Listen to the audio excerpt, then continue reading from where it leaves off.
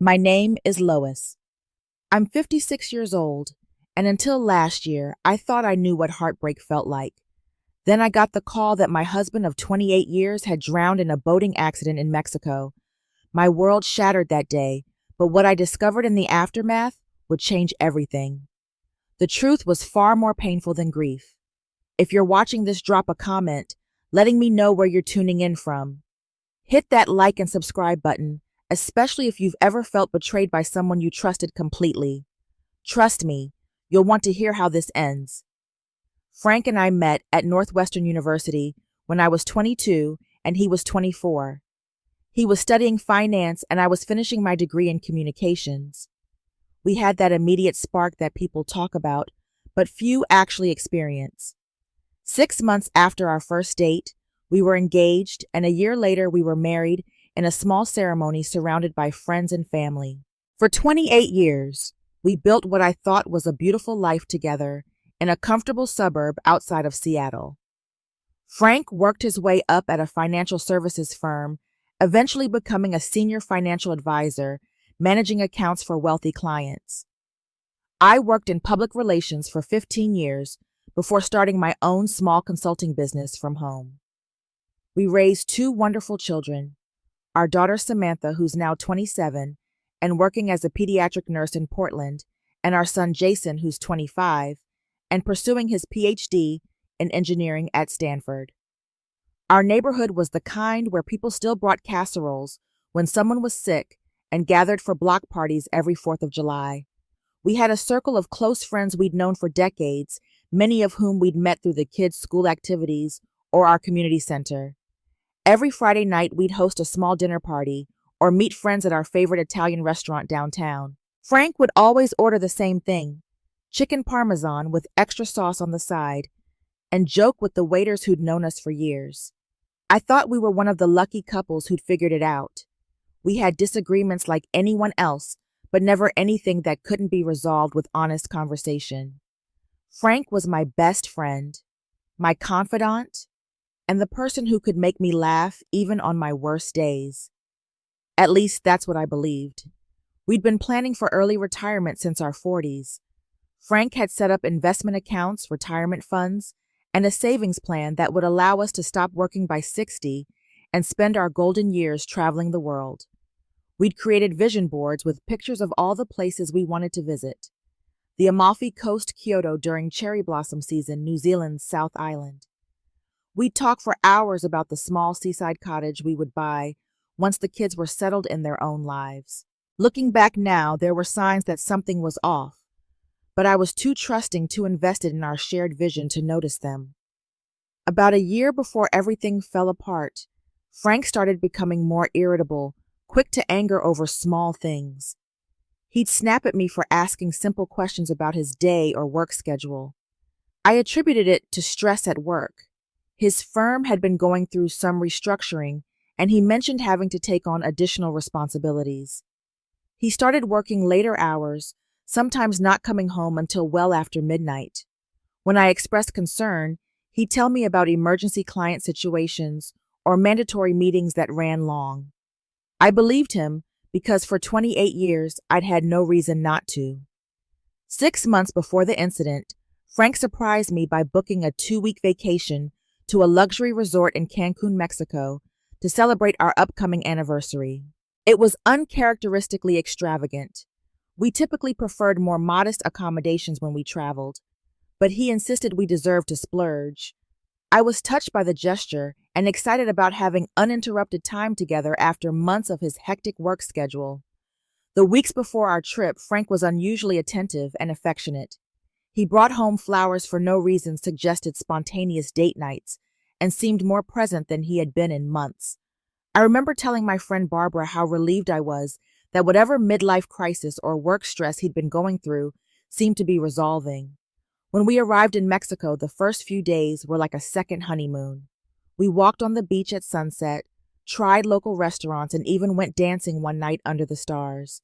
Frank kept saying how much he loved me, how grateful he was for our life together. There was an intensity to his expressions of affection that I found both touching and slightly odd, but I dismissed my uneasiness as paranoia. On the 5th day of our vacation, Frank announced he'd booked a private deep-sea fishing excursion. I wasn't interested in spending hours on a boat in the hot sun, so I encouraged him to go alone while I enjoyed a spa day at the resort. He kissed me goodbye that morning with unusual fervor. "I've got a big surprise coming that's going to change our future," he said. "When I get back, everything's going to be different." Those were the last words my husband said to me before he supposedly died. At the time, I thought he was referring to some financial windfall or retirement plan. I had no idea that his words were both a promise and a threat, and that the surprise would shatter the foundation of everything I believed about our life together. The call came at 7:42 p.m. I remember looking at the clock as I reached for my phone, thinking it was strange that Frank wasn't back yet from his fishing trip. The voice on the other end spoke English with a heavy Spanish accent. He identified himself as Officer Rodriguez from the Cancun Police Department, and what he said next knocked the air from my lungs. "Mrs. Bennett, I regret to inform you there has been an accident. The fishing boat your husband chartered was found capsized 5 miles offshore. The captain was rescued, but despite extensive searching, your husband has not been found." I remember sinking to the floor of our hotel room, the phone still pressed to my ear, as Officer Rodriguez continued talking about search and rescue operations, about how the currents in that area were strong, about how I should prepare myself for the worst. The words washed over me, like the very waves he was describing drowning me in their terrible reality. The next 72 hours passed in a blur of grief and confusion. I called our children, who immediately booked flights to Mexico. I notified Frank's office and our closest friends. The American consulate assigned a representative to help me navigate the foreign bureaucracy of death abroad. The search continued for 2 more days before the Mexican Coast Guard found what they believed to be Frank's body badly damaged by marine life and the elements. I was asked to identify personal effects, his wedding ring watch, and a distinctive belt buckle I'd given him for our 20th anniversary. The face was unrecognizable, but the officials assured me the physical dimensions matched Frank's height and build. In my devastated state, I never thought to question it. Frank had always been meticulous about planning, and apparently this extended to his own death.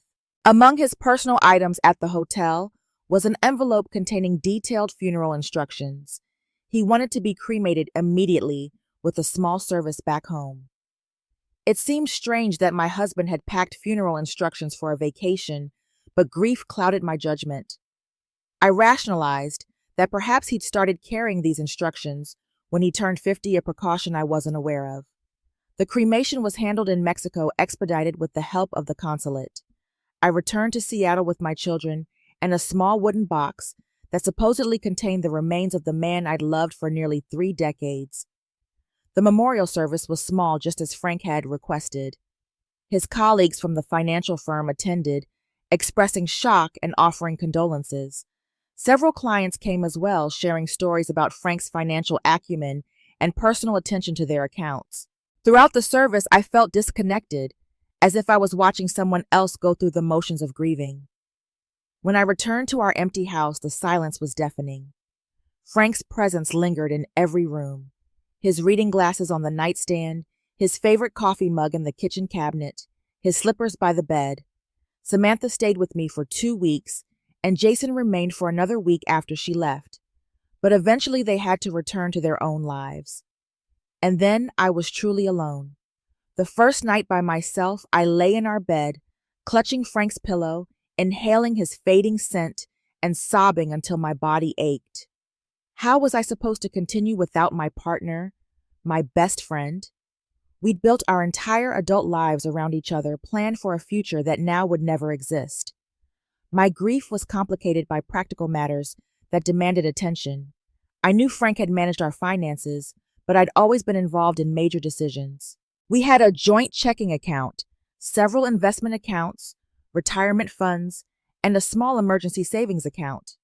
I expected to find our financial situation exactly as Frank had described it to me over the years: stable, well-planned, and secure.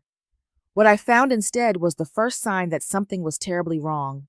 Our joint checking account, which should have contained at least $40,000, was nearly empty. The emergency savings account had been closed entirely. When I called our investment firm, they informed me that most of our retirement savings had been withdrawn or transferred in the months leading up to Frank's death. I initially assumed there had been some kind of financial fraud or identity theft. Frank had been a victim, not a perpetrator. I contacted our bank and the investment firms reporting possible fraud and requesting investigations. I also reached out to the insurance company to begin the process of claiming Frank's life insurance policy, a substantial sum that would at least provide financial stability while I sorted out the apparent theft of our savings. The insurance company's response was the second red flag.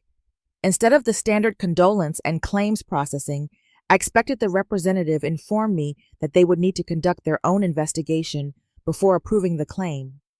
When I asked why, she mentioned certain irregularities that required further review. Around this same time, I began having vivid dreams about Frank, not the typical dreams of loss where I'd see him and then wake up remembering he was gone. These were different. In these dreams, Frank was alive, living somewhere tropical, laughing. I would wake up with a strange feeling that something wasn't right about his death. At the time, I dismissed these as manifestations of grief, my mind trying to create a reality where Frank wasn't really gone. I didn't realize they were my subconscious piecing together what my conscious mind wasn't ready to accept. 3 weeks after the memorial service, I received a call from the property management company of our vacation cabin in the mountains. They were calling to confirm that we wanted to proceed with the sale of the property. Frank had never mentioned selling our beloved cabin, the place where we'd spent every Christmas since the children were small.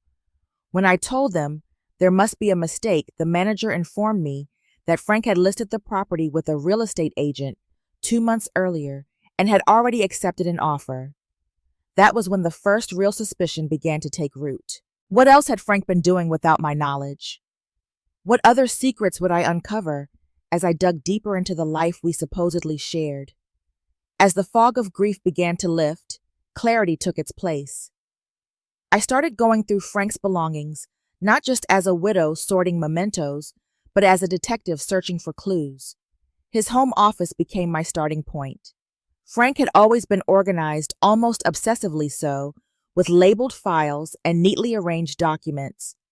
But now, looking with newly suspicious eyes, I noticed gaps in his filing system. Tax records from the past 2 years were missing. Investment statements that should have been filed chronologically had disappeared.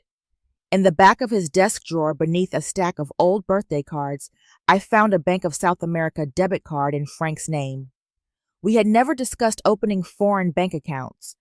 When I called the number on the back, the automated system greeted me in Portuguese before switching to English. I hung up, my heart pounding. The garage had always been Frank's domain. His tools were arranged with precision on pegboards, his workbench immaculate. I rarely spent time there, but now I methodically examined every shelf, drawer, and container. Behind a stack of old paint cans, I discovered a shoebox containing a prepaid cell phone. The call history showed dozens of calls to the same number with a Brazilian country code.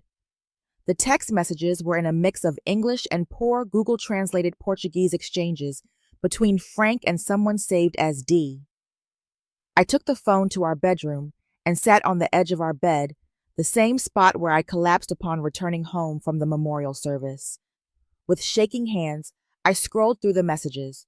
Most were brief arrangements of meeting times and places in Seattle spanning back 8 months. Some contained expressions of affection that made my stomach turn. The most recent messages discussed final arrangements and excitement about starting our real life. The next day, I received a call from Martin Anderson, who had been Frank's colleague at the financial firm for over 15 years. Martin had always been friendly at company functions, but we weren't close. His voice was hesitant, uncomfortable. "Lois, I've been debating whether to call you," he said. "There's something you should know. The firm had been investigating Frank for several months before Mexico. There were discrepancies in some client accounts he managed. Unauthorized transfers, unexplained fees. The audit was almost complete, and frankly, it didn't look good for Frank. If he had returned from vacation, he likely would have faced termination and possibly criminal charges. The room seemed to tilt as Martin continued. I'm telling you this because the firm will be contacting you officially next week. They've been coordinating with the SEC. I thought you should be prepared. After hanging up, I sat motionless, trying to reconcile this new information with the man I thought I knew, Frank, who had built his reputation on financial integrity. Frank, who lectured our children about honesty and responsibility. Had our entire life together been a performance? With growing determination, I turned to Frank's laptop. For years, we'd shared passwords as a matter of trust and practicality. I logged in easily and began searching his email. His primary account contained nothing suspicious: work communications, family exchanges, routine correspondence.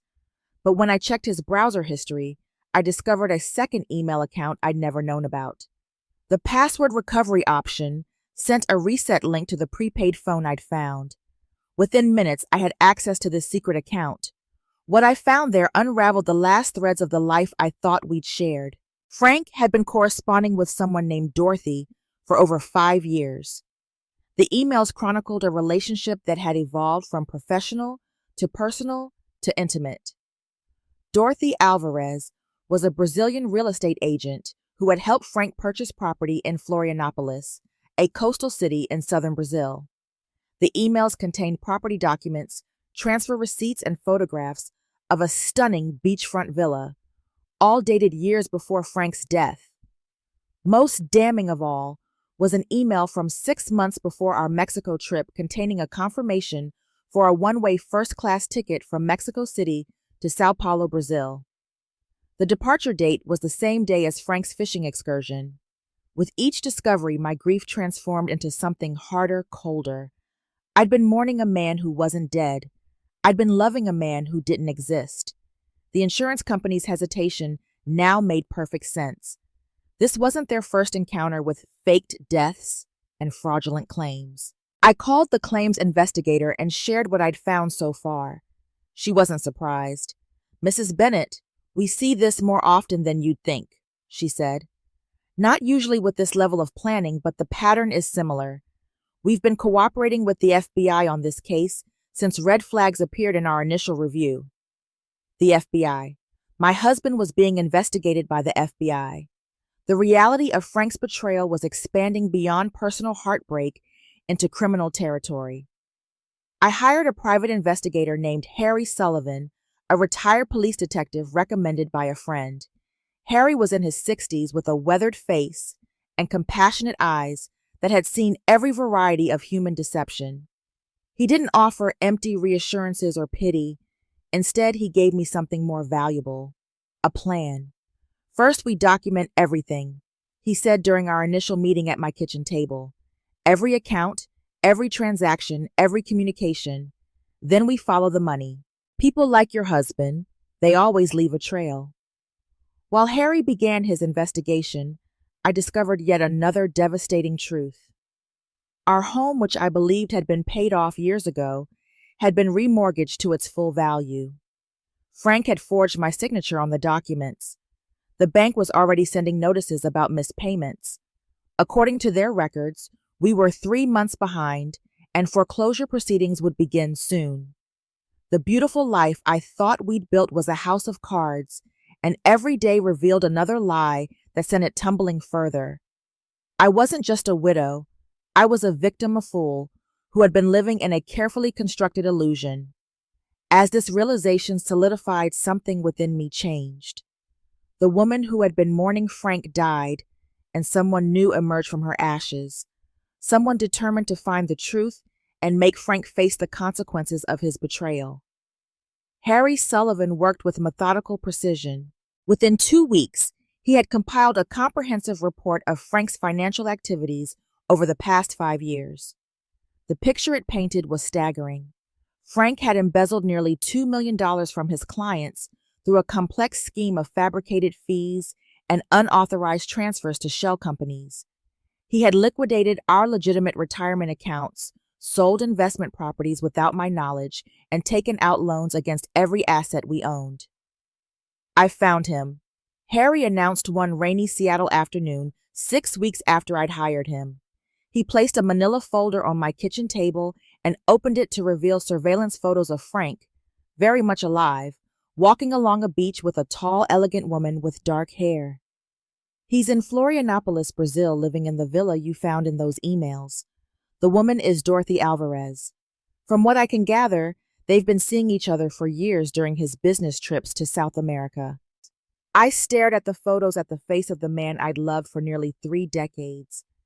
He looked tanned and relaxed younger somehow without the stress lines that had marked his face in recent years.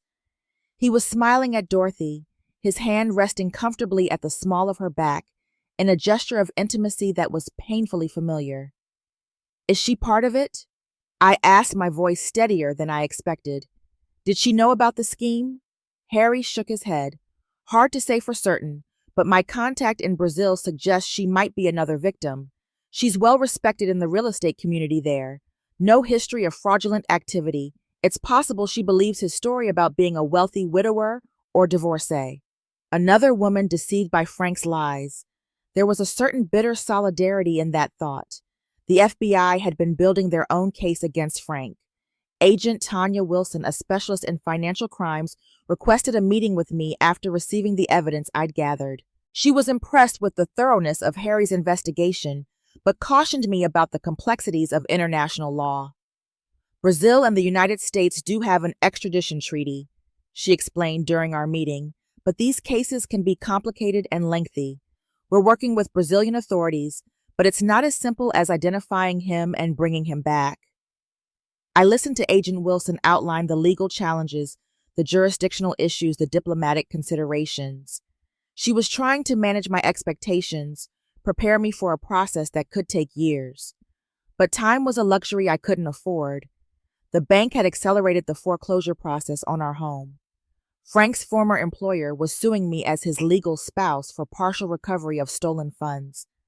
The life insurance company had officially denied our claim and was investigating me for potential complicity in the fraud. That night, alone in the house, that would soon no longer be mine, I made a decision. The legal system would eventually catch up with Frank, but it would move at its own pace, bound by procedures and protocols. I wasn't bound by those same constraints. I'd already lost everything that mattered: my marriage, my financial security, my sense of identity. The only thing I had left was the burning need to look Frank in the eyes and demand answers. I spent the next month learning everything I could about Brazil, its legal system, its culture, its language. I enrolled in an intensive Portuguese course, studying for hours each day until I could manage basic conversations. I sold my engagement and wedding rings, along with other jewelry Frank had given me over the years, raising enough money for a plane ticket and several months of expenses if needed. Through online research, I discovered a network of people who had been through similar experiences, spouses who had been abandoned, deceived, or defrauded. Some had successfully tracked down their partners across international borders. They offered advice, contacts, and most importantly, understanding. For the first time since discovering Frank's betrayal, I didn't feel completely alone. I also uncovered more of Frank's victims beyond his financial clients. There was a woman in Chicago who had invested her entire inheritance with him, only to have it disappear. A retired couple in Phoenix who had lost their life savings. A widower in San Francisco who had trusted Frank with his late wife's insurance payout. I reached out to them, sharing what I knew, connecting them with the FBI investigation. As I delved deeper into Frank's deceptions, a pattern emerged. He targeted people who trusted easily, who saw his charm and confidence as indicators of competence rather than warning signs of a predator. People like me. This realization was both painful and empowering. I had been chosen not for love, but for vulnerability, but I was no longer that vulnerable person. In preparation for my journey, I created a new email account and reached out to Dorothy Alvarez under the guise of a potential property buyer interested in the Florianopolis market. Her response was prompt and professional, offering to arrange viewings during the dates I mentioned I would be visiting. She had no idea that the friendly Canadian investor she was corresponding with was actually the wife of the man she knew as Franklin Barnes, wealthy American expatriate. The plan was taking shape, but there was one more critical piece to arrange. If I succeeded in confronting Frank, I needed to ensure that he wouldn't simply disappear again. I contacted Agent Wilson and shared my intentions, not asking for permission, but offering cooperation. I understand this isn't the procedure you'd recommend, I told her, but I'm going to Brazil with or without official support. I can be your eyes on the ground. I can confirm his location, his routine, his contacts. I can gather information you might not have access to otherwise. Agent Wilson was reluctant but practical. Mrs. Bennett, I can't endorse this plan, and the FBI certainly isn't sending you as any kind of operative. However, if you do happen to be in Brazil and do happen to observe your husband, we would be interested in any information you legally obtain. She provided me with secure contact information and the name of an FBI liaison at the U.S. consulate in Sao Paulo. It wasn't official approval, but it was something. A recognition that sometimes justice requires unconventional paths.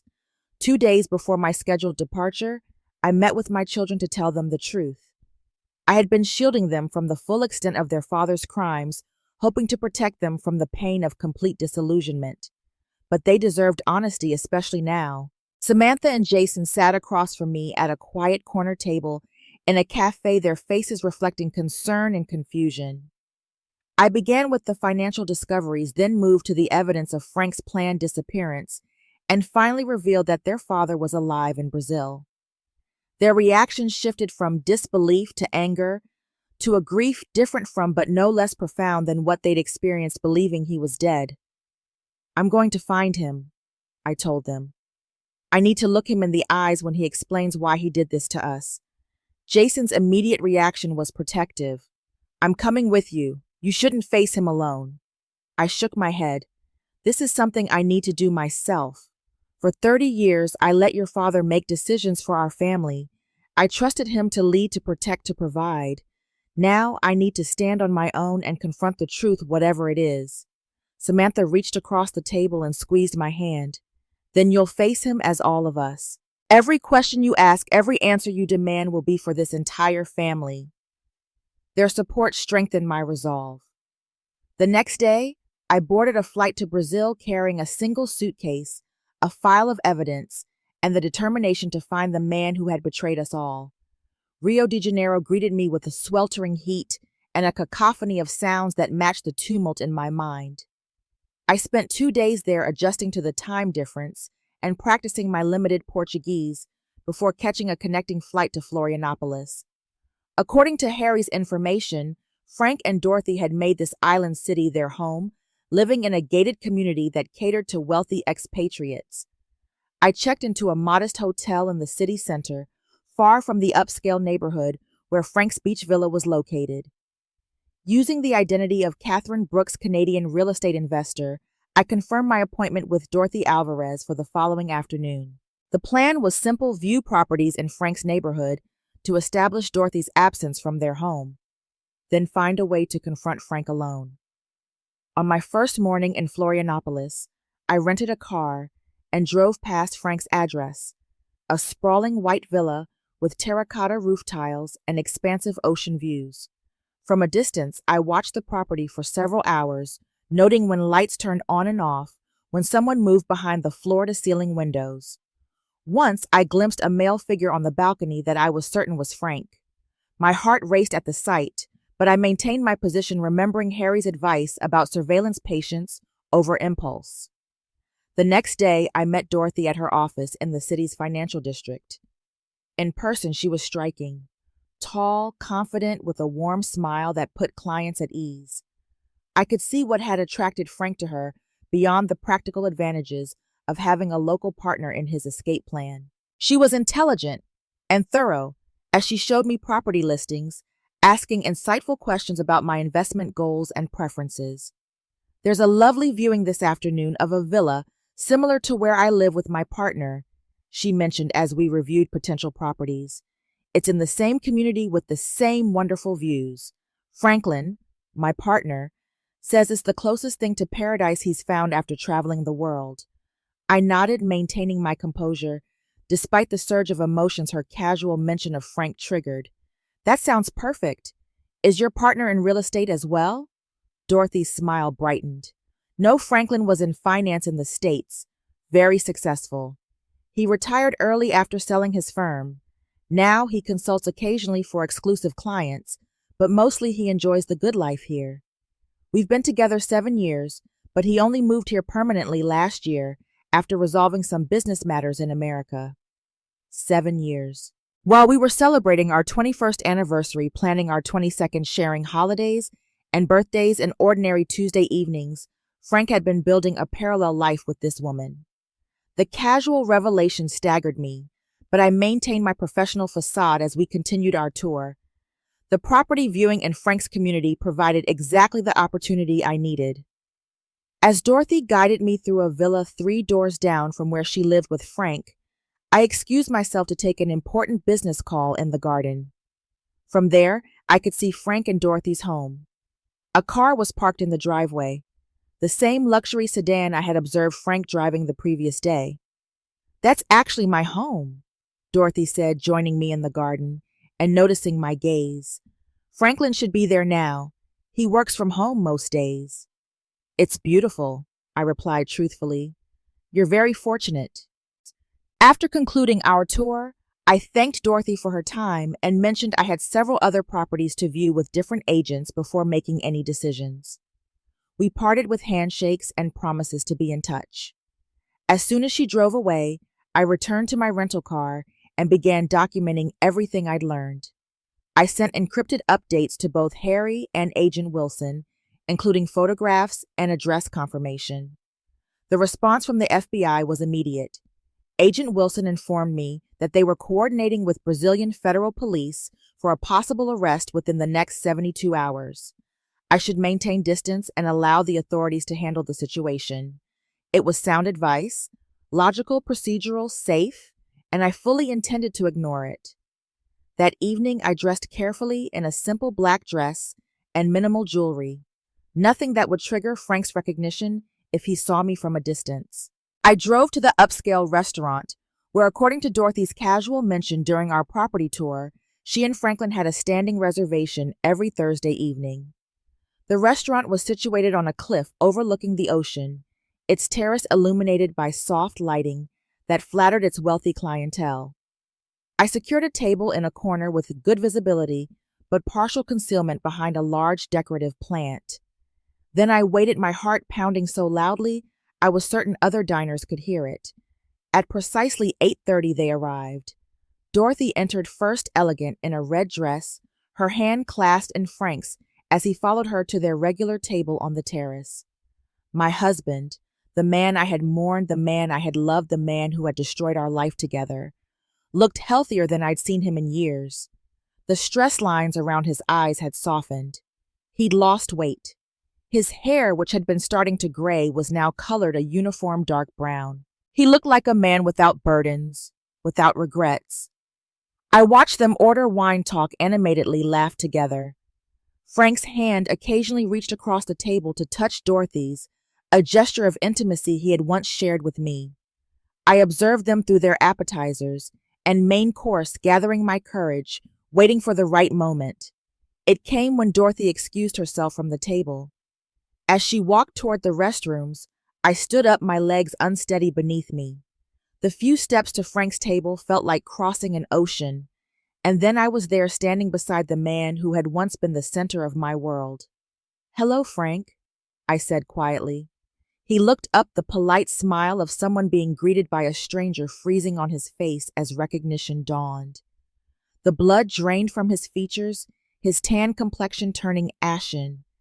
The wine glass in his hand slipped, spilling red liquid across the white tablecloth like blood.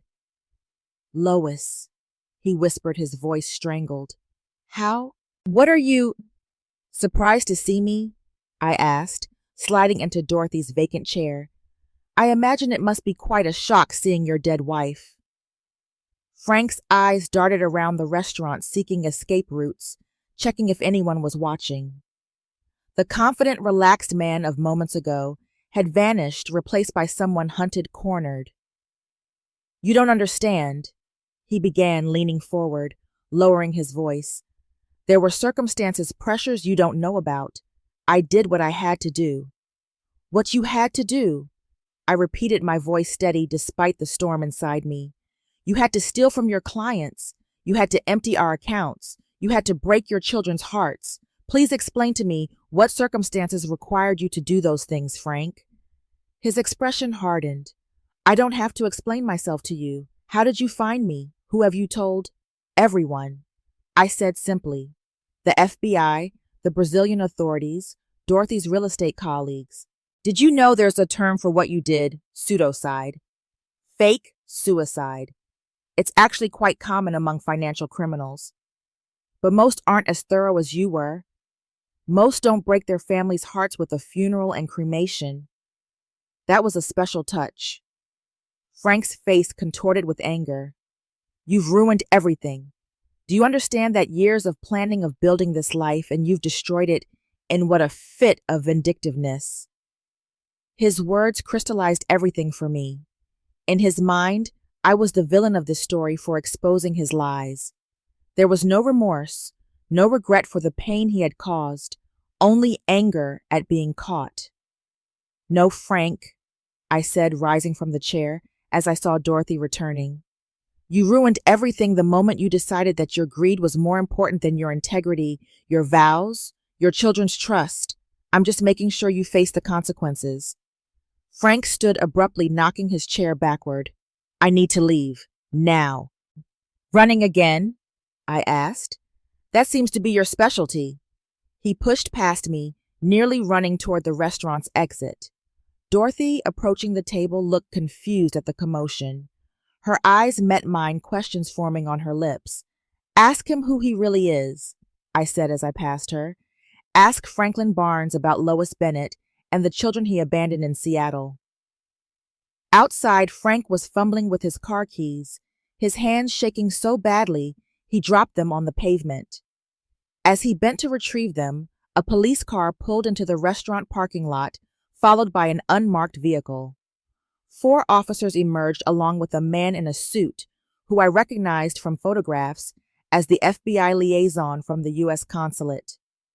Frank saw them and froze, then made a desperate break toward the cliffside path that led down to the beach.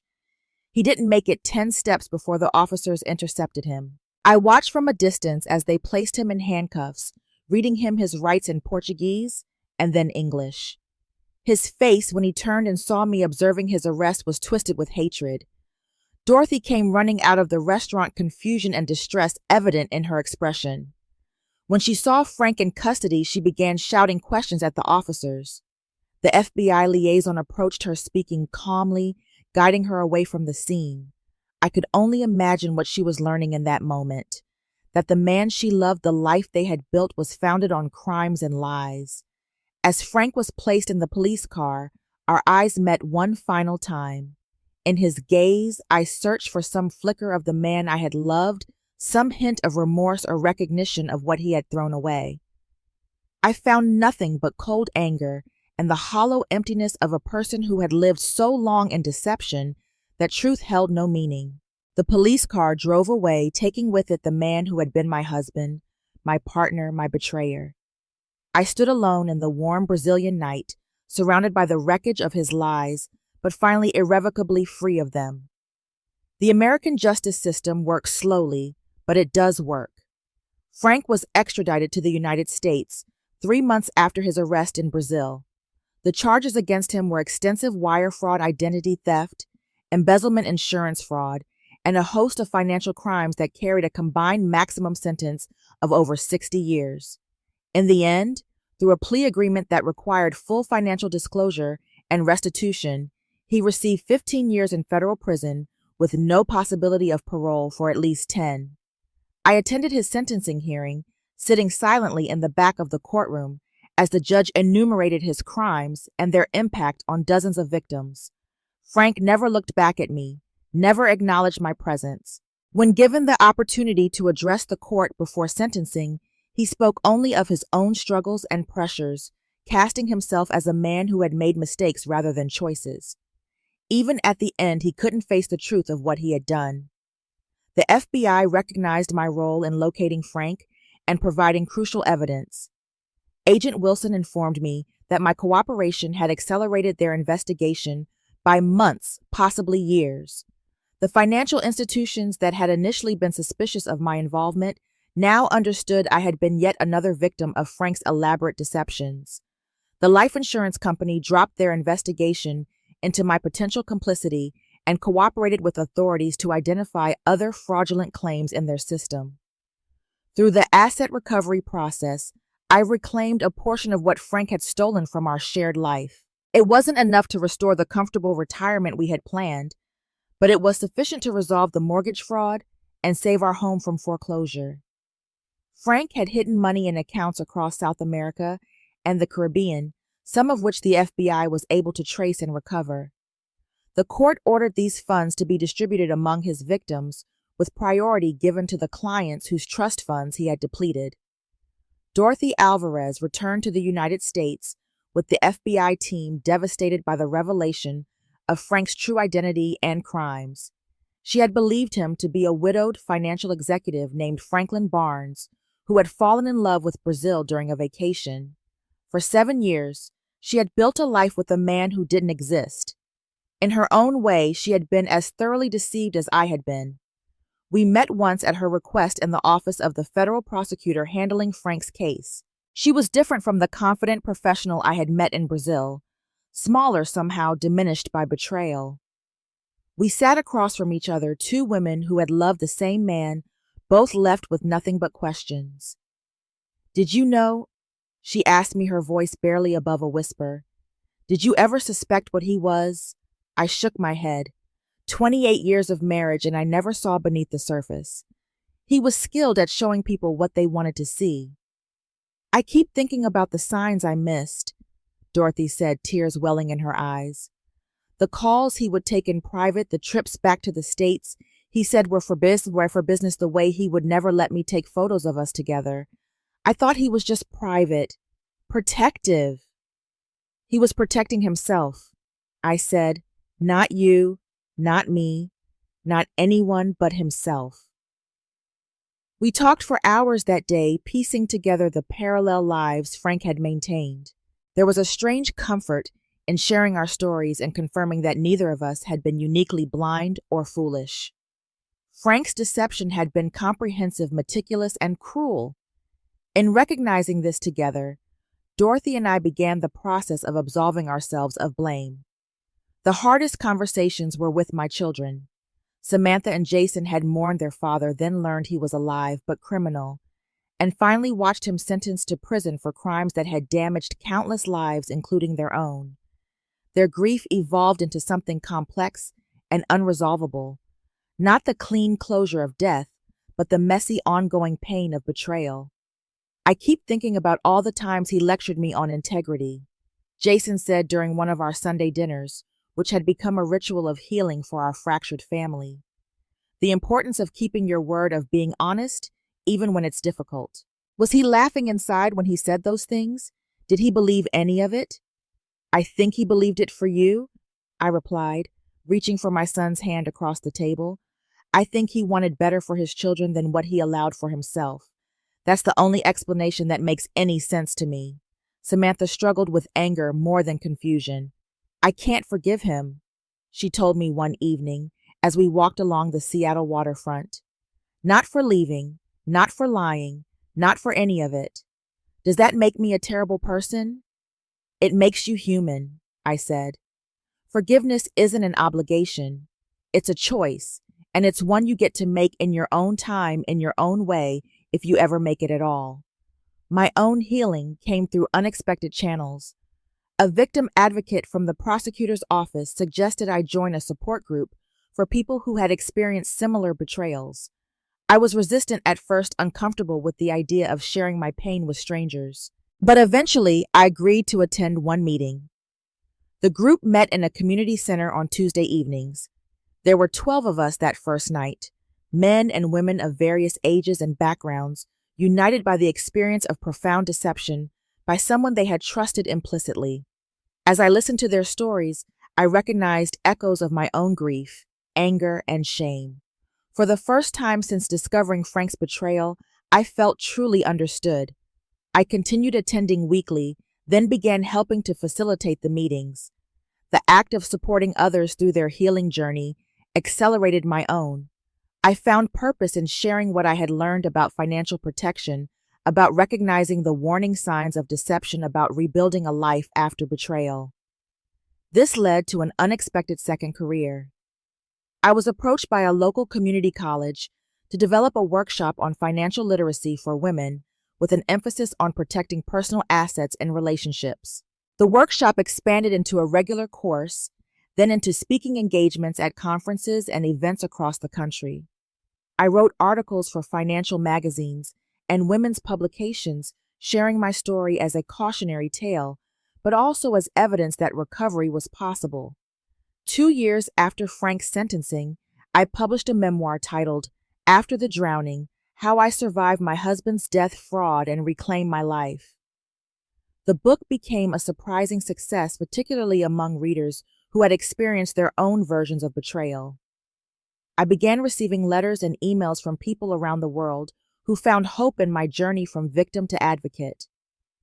The painful irony was that Frank's betrayal, designed to destroy me financially and emotionally, ultimately led to a level of financial independence and personal strength I might never have discovered otherwise.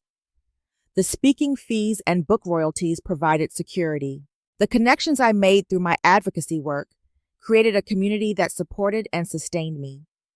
The woman who emerged from the wreckage of Frank's deception was more capable, more confident, and more complete than the woman who had existed within the confines of our marriage. 5 years after tracking Frank to Brazil, I returned to Florianopolis, not in pursuit of justice, but in search of closure. I stayed in a different hotel, visited different restaurants, walked different beaches. I wanted to experience the beauty of the place without the shadow of betrayal darkening every view. On my last evening there, I walked alone along the shore as the sun set over the Atlantic. I thought about the parallel lives that had converged and collapsed in this place. Frank's carefully constructed false existence and my own life built on assumptions that proved to be equally false. We had both been living illusions, though only one of us had been doing so knowingly. As darkness fell and the first stars appeared, I removed my wedding ring from my pocket. I had stopped wearing it years ago, but had kept it as a talisman of sorts, a reminder of what had been and what had been lost. Standing at the edge of the ocean where Frank had planned his escape, I drew back my arm and threw the ring as far as I could into the waves. The tiny splash was swallowed instantly by the vastness of the sea. Some betrayals are too profound for complete healing. Some losses leave permanent marks on the soul. But that night on the beach, I finally accepted that these scars were now part of my story, not its conclusion. Frank had tried to write my ending when he faked his death and stole our future. By finding him, by exposing his crimes, by rebuilding my life from the rubble he left behind, I had reclaimed the pen. The next chapters would be mine alone to write. Sometimes the greatest shock isn't the betrayal itself, but the strength you discover in its aftermath. The power to rise from deception, to seek truth, no matter how painful, to rebuild what was broken, not into an exact replica of what was lost, but into something new, something stronger, something authentically yours. That is the most profound revenge against someone who thought you would crumble in their absence, not just surviving, but thriving in ways they never imagined possible. I wonder sometimes if Frank ever thinks about how his plan backfired. If sitting in his prison cell, he ever reflects on the fact that in trying to drown me in grief and abandonment, he actually set me free. Free to discover who I truly am when not defined by my role as his wife. Free to build a life that's genuinely mine. If you're watching this and find yourself drowning in someone else's betrayal, know that the greatest shock might not be what they did to you, but what you're capable of doing in response. The strongest people aren't those who never get knocked down, but those who rise with greater purpose, greater wisdom, and greater compassion than they had before. Have you ever had to rebuild your life after a profound betrayal? Share your story in the comments below. And if this story resonated with you, please like and subscribe to hear more journeys of resilience and recovery. Thank you for listening to my story. And remember, sometimes the end of one chapter is just the beginning of a much better one.